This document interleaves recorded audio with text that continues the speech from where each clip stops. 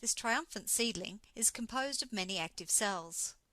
Inside each of these cells, countless chemical reactions are constantly occurring. To sustain these reactions, cells need abundant energy, which comes in the form of a molecule called ATP. Cells produce ATP during cellular respiration. Cellular respiration occurs in organelles called mitochondria. The mitochondrial electron transport chain is a key component in cellular respiration. The objective of this tutorial is to help you understand the steps of the electron transport chain. All eukaryotes have mitochondria. Let's focus on a plant. Each plant consists of several cells, each of which have mitochondria. A mitochondrion has an outer membrane and an inner membrane. Between the outer and inner membranes is a space called the intermembrane compartment. The inner membrane encloses fluid called the matrix. The reactions of the electron transport chain occur across the inner membrane of the mitochondrion. Cellular respiration is a multiple-step process.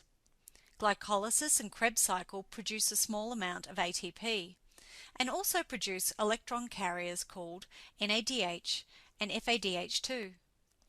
The electron carriers then travel to the electron transport chain, where the electrons they deposit provide the energy to produce many ATP.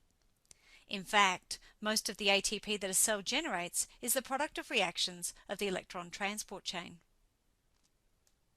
The electron transport chain is a series of 4 proteins embedded in the inner mitochondrial membrane.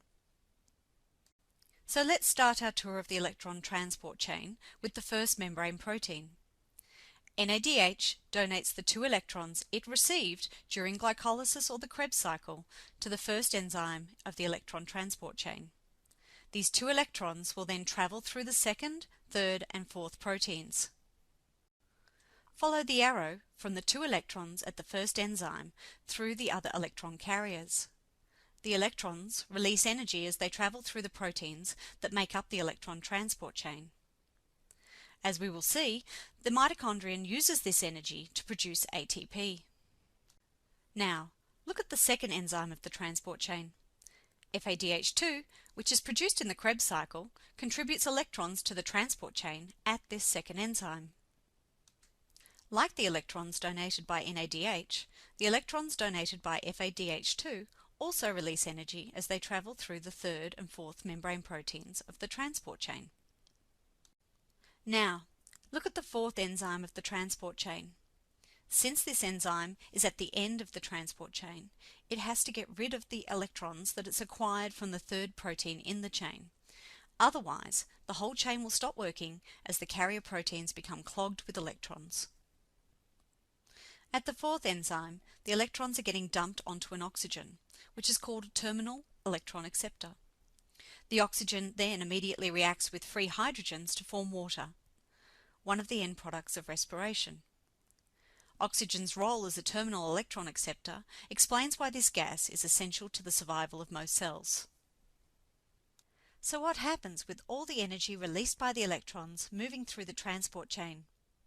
Notice the hydrogen ions that are passing through the first, third, and fourth enzymes. These enzymes use the energy released by the electrons to actively pump hydrogen ions from the matrix to the intermembrane compartment.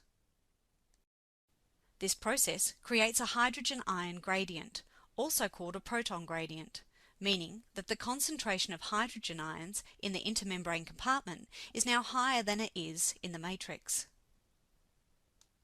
Now, focus your attention on the ATP synthase protein at the bottom of the figure.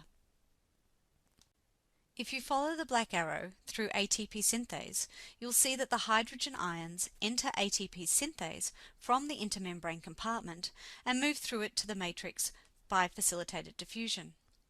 Since the hydrogen ions are moving from a high concentration to a low concentration, they're going from a high energy state to a low energy state and are therefore releasing energy. In a process called chemiosmotic phosphorylation, ATP synthase uses this energy from the hydrogen ion gradient to add a phosphate to ADP, producing ATP. The cell uses the ATP as an energy source that powers the cell's chemical reactions.